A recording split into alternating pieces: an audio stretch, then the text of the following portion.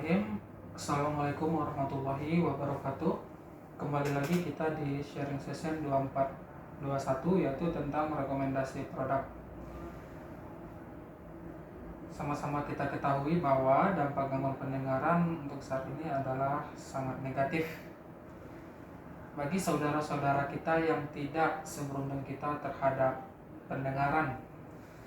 Jika seseorang ada gangguan pendengaran tidak ditangani sesegera mungkin, itu akan menghambat proses bicaranya, komunikasinya, dan aktivitasnya juga nanti terbatas. Jadi gangguan mendengar ini menyebabkan penurunan kualitas hidup. Nanti jadi dari itu kita nanti dapat merekomendasikan atau memberikan solusi sehingga saudara-saudara kita yang kurang mendengar atau ada gangguan pendengaran bisa mendengar lebih baik lagi. Untuk alur pelayanan kita di Kasem yaitu kita ada pemeriksaan komprehensif, yaitu mulai dari pemeriksaan audiologi anak-anak dan dewasa, dan selain itu kita juga ada dokter konsultasi, yaitu kita juga nanti ada proses fitting atau menjelaskan produk atau memberikan rekomendasi. Dan juga kita ada juga terapi untuk anak-anak di bawah umur 7 tahun dilakukan dalam satu sistem, yaitu atau satu atap dengan one stop solution. Yaitu kita ada 3 produk, yaitu 3 produk untuk alat bantu dengar dan 3 juga untuk aktivitas tambahan untuk mendengar atau kebutuhan khusus atau kebutuhan yang diperlukan. Yaitu kita ada 3, yaitu alat bantu mendengar, cochlear implant, ada BAHA, dan juga ada 3 produk untuk aktivitas tambahan atau kebutuhan tambahan mendengarnya si pasien. Proses fitting selanjutnya itu adalah proses fitting, yaitu yang mana hasil diagnosa akhirnya nanti yang mendengarnya normal ke yang lain gitu. Misalkan ambang dengarnya normal yaitu bilateral SNHL ringan berat atau bilateral konduktif ringan berat, itu kita rekomendasikan atau kita sarankan yaitu penggunaan alat bantu dengar. Sedangkan yang bilateral SNHL berat sangat berat itu lebih ke CI cochlear implant, yaitu ada juga kasus SSD itu lebih ke BAHA. Tinnitus yaitu ada tinnitus sound support, yaitu ada atau juga ada aktivitas tambahan mendengarnya si pasien atau untuk kebutuhan di sekolah. Kita ada juga yaitu event system atau connect line atau kebutuhan mendengar lainnya untuk bertelepon dan aktivitas yang mendukung untuk pasiennya. Kita ada 5 tahapan fitting, yaitu ada DINOA, input data DINOA, yaitu penjelasan atau mengedukasikan, itu berdasarkan e-caps. Selanjutnya KOSI menggali informasi kebutuhan pasien, kebutuhan pendengar pasien, yaitu kita ada fitting di aplikasinya Jenny, dan juga kita ada demonstrasikan alat sesuai dengan kebutuhan si pasien nantinya. Yaitu untuk merekomendasikan jenis alat bantu dengar sesuai hasil pemeriksaan, yaitu ada 5 hal penting pertimbangan pemilihan alat bantu dengar, yaitu yang pertama gain atau penguatan, yang mana itu kebutuhannya itu diperhatikan yaitu dengan derajat gangguan dengarnya. Itu referensinya ada di hasil pemeriksaan audiologinya. Yang kedua itu teknologinya, yaitu dengan kebutuhan kondisi lingkungan dengarnya, itu lebih referensinya kita di KOSI. Sedangkan model yaitu derajat gangguan dengarnya atau kondisi lubang telinganya, ya itu kita nanti melihat dari hasil pemeriksaan audiologi dan hasil otoskopinya apakah kita nanti akan merekomendasikan model BTE, model custom atau PT. Yaitu yang kelima itu harga atau budget atau harga yang disediakan oleh pasien. Jadi selanjutnya gain dan HTL atau gain dan ambang dengar, yaitu performance power, yaitu mendengarnya ringan ke berat, yaitu lebih kurang lebih dari 90 dB, sedangkan super power yaitu berat ke sangat berat.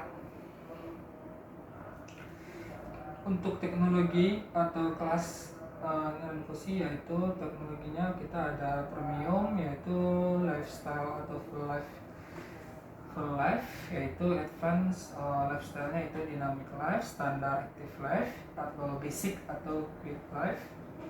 Ada juga kita BPJS yang very quick life, yaitu mungkin ada khusus nih atau teknologi khusus nih, misalnya high frequency hearing loss atau stopping, yaitu kita aktifkan speech rescue-nya, tinnitus kita aktifkan tinnitus sound support. Yaitu ada juga mungkin kebutuhan mendengar tambahan pasien, yaitu untuk connectivity-nya. Untuk model mendengar itu untuk model yaitu kita ada 3 ya, yaitu untuk model BTE yaitu dengan mendengar ringan ke berat, itu dengan demokrasinya itu untuk seluruh usia bisa dipakai dan seluruh bentuk lubang telinganya bisa digunakan, yang itu yang model BTE. Sedangkan yang custom itu yaitu kategori khusus yaitu ringan ke sedang, itu dari 70 dB. Itu untuk saat ini hanya bisa digunakan untuk orang dewasa, belum direkomendasikan untuk anak-anak. Dan tipe custom ini juga yaitu dengan catatan tidak ada medis atau misalkan telinga berair, karena yang custom ini teknologinya atau alatnya yaitu dimasukkan ke dalam lubang telinga. Jikalau misalkan telinga sering mengeluarkan cairan, itu alatnya tidak bisa pasang atau nanti berisikonya rusak.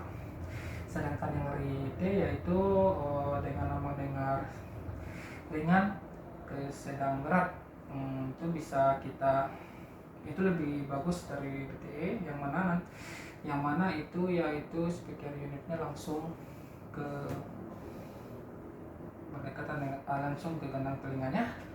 Itu kita rekomendasikan juga masih untuk orang dewasa, dengan catatan juga telinga tidak pernah mengeluarkan cairan.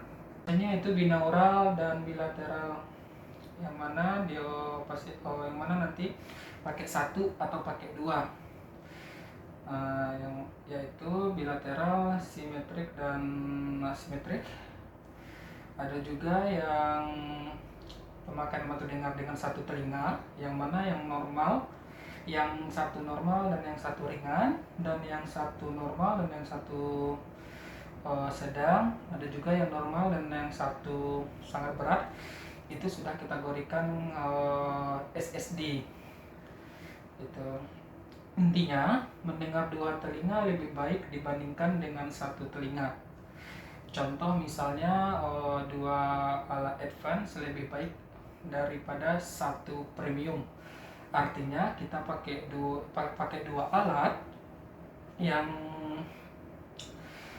kelas advance 2 kiri kanan, itu lebih baik daripada kita pakai 1 alat di 1 telinga di kelas premium. Itu yang selanjutnya itu budget dan cost dan lifestyle-nya, yaitu misalnya di teknologi premium lifestyle-nya yaitu full life, advanced dynamic life, standard active life, dan basic quick life. Dan budget very quick life itu tergantung pada pasiennya. Yang mahal belum tentu yang terbaik, tapi yang cocok itu adalah yang terbaik.